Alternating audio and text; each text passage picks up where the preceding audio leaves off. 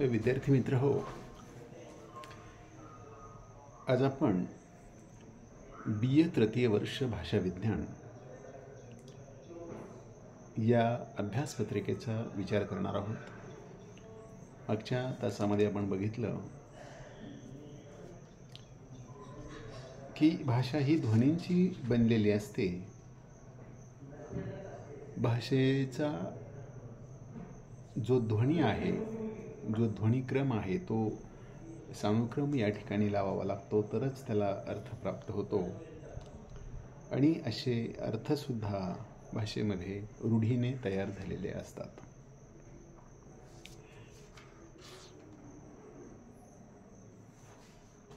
त्यानंतर ध्वनी माध्यमांची उपयुक्तता हे देखील आपण काल विचारात घेतली. ती म्हणजे की मानवी भाषेचं हे वैशिष्ट्य आहे, जेव्हा माणसाला ध्वनींची भाषा येत नव्हती तेव्हा तो चित्राची आणि हावभावाची भाषा वापरून आपला आशय व्यक्त करायचा. परंतु कालांतराने ध्वनी आत्मसात करून आणि ध्वनींच्या विविध वैशिष्ट्यपूर्ण रचना करून त्यांनी भाषेमध्ये अनेक शब्द तयार केलेले आपण बघितले. आज आपण भाषिक संज्ञापन म्हणजे काय हे या ठिकाणी आता बघणार आहोत. आता भाषिक संज्ञापन म्हणजे काय, तर भाषेचा प्रवास कसा होतो किंवा भाषा निर्मिती कशी होते आणि तिचा विनियोग कशा पद्धतीने केला जातो हे भाषिक संज्ञापन मध्ये बघितलं जातं. उदाहरणार्थ, जिथे भाषा आहे तिथेच म्हणजे जिथे बोलणारा आहे, साहजिकच तिथे कोणीतरी ऐकणारा असावा लागतो. म्हणजे ही दुहेरी प्रक्रिया आहे. फक्त बोलणे किंवा फक्त ऐकणे हे शक्य नाही. तर बोलणारा आणि ऐकणारा ह्या दोन्हीही गोष्टी या ठिकाणी भाषेमध्ये अभिप्रेत असतात.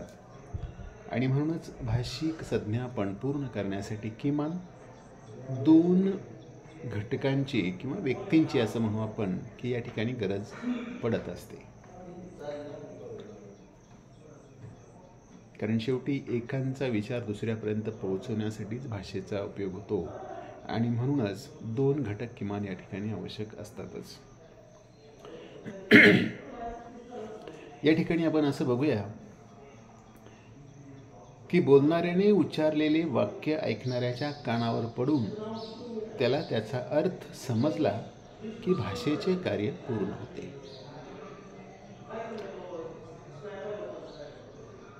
भाषेचं कार्य म्हणजे काय की एका माणसाचा विचार दुसऱ्या माणसापर्यंत पोहोचवणे. आणि हे तो ध्वनींच्या माध्यमातून करतो, म्हणजेच बोलून करतो. आणि बोलण्यासाठी त्याला ध्वनी वापरावे लागतात, वेगवेगळे स्वर वापरावे लागतात. आणि ते ऐकण्यासाठी पुन्हा कान दुसऱ्याचे असावे लागतात, तरच त्याला तो संदेश त्याच्यापर्यंत पोहोचतो आणि भाषेचं कार्य पूर्ण होतं. रस्त्यातील लाल दिवा म्हणजे धोक्याचा संकेत, तोंडावर ठेवलेले बोट म्हणजे गप्प बसण्याचा संकेत, असे संकेत दैनंदिन व्यवहारात आपण वापरत असतो. एक विशिष्ट सांकेतिक पद्धती वापरून तारायंत्राद्वारे एका व्यक्तीकडून दुसऱ्या व्यक्तीला संदेश पोहोचविले जातात, हे सुद्धा आपण बघितलेलं आहे. भाषेमध्ये एका व्यक्तीकडून दुसऱ्या व्यक्तीला संदेश पोहोचवण्याचे कार्य अशाच सांकेतिक पद्धतीने होत असते. फरक इतकाच की तारायंत्रातील भाषेत अर्थाचे जे संकेतीकरण होते त्याची आपल्याला जाणीव असते. मातृभाषा आत्मसात केल्यानंतर इतक्या सहजपणे आपण ते वापरत असतो की त्या भाषेतील संकेतीकरण आणि विसंकेतीकरण मुद्दाम लक्षात आणून दिले तरच जाणवते. म्हणजे भाषा ही इतकी सहजपणे आपण शिकतो की जे संकेतीकरण आणि विसंकेतीकरण आपण ज्याला म्हणतो ते आपल्याला जाणवत नाही लक्षात आणून दिल्याशिवाय. किंवा मनातील अर्थ किंवा आशय व्यक्त करण्यासाठी बोलणारा योग्य त्या सानुक्रम ध्वनी रचना योजून मुखावाटे ध्वनींची निर्मिती करतो. ऐकणाऱ्याच्या कानावर प्रथम ध्वनी रचना पडतात. ध्वनी रचनांमधील अर्थसंकेत ऐकणारा उलगडून घेतो.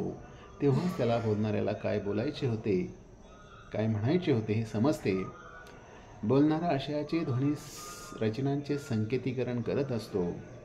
ऐकणारा हे संकेत उलगडून म्हणजे संकेतांचे विसंकेतीकरण करून बोलणाऱ्याच्या मनातील आशय जाणून घेत असतो. बोलण्याची प्रक्रिया अर्थाकडून ध्वनी निर्मितीकडे जात असते, तर ऐकण्याची प्रक्रिया ध्वनी ग्रहणाकडून अर्थाकडे जात असते.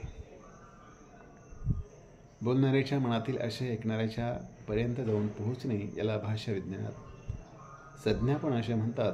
याला संप्रेषण किंवा संदेशन विनिमय असे देखील म्हटले जाते. आणि ते जर विसंकेतीकरण जर करून सांगायचं म्हटलं तर ते अशा पद्धतीने दाखवता येईल की बोलणारा हा त्याच्या मनात सर्वप्रथम आशय निर्माण करतो की त्याला काय बोलायचं आहे, काय सांगायचं आहे. त्याच्यानंतर तो आशय त्याच्या मनामध्ये आल्यानंतर तो आशय पोहोचवण्यासाठी कोणकोणते संकेत त्याला निवडायचे आहेत हे तो संकेत निवडतो आणि त्या संकेतानंतर तो ध्वनी निर्मिती करतो.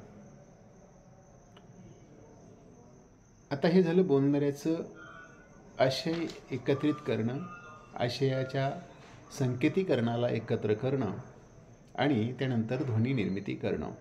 हे झालं बोलणाऱ्याचा कार्य. आता ऐकणाऱ्याचं कार्य काय, तर आलेले ध्वनी, कानावर पडलेले ध्वनी ग्रहण करणे आणि त्या ध्वनी संकेताचे विसंकेतीकरण करणे.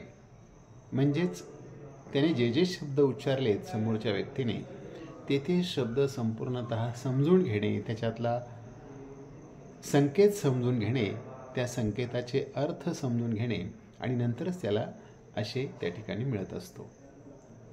क्रमशः बघायचं म्हटलं तर बोलणारा आणि ऐकणाऱ्यामध्ये अशा पद्धतीचं विनिमय होत असतो. तो म्हणजे सर्वप्रथम बोलणाऱ्याच्या मनात आशय निर्माण होणे, त्या आशयाचं संकेतीकरण तयार करणे आणि संकेतीकरणाचं ध्वनी निर्मितीमध्ये रूपांतर करणे. तर समोर ऐकणारा व्यक्ती हा बोललेले ध्वनी निर्मिती हे ध्वनी ग्रहण करत असतो. या ध्वनी ग्रहणामध्ये त्याला मिळालेले संकेताचं तो विसंकेतीकरण करत असतो आणि त्याचा अर्थ तो लावत असतो. यामुळे भाषिक संज्ञापन ही अशा पद्धतीने बोलणारा आणि ऐकणारा या दोन घटकामध्ये पूर्ण होत असते. धन्यवाद.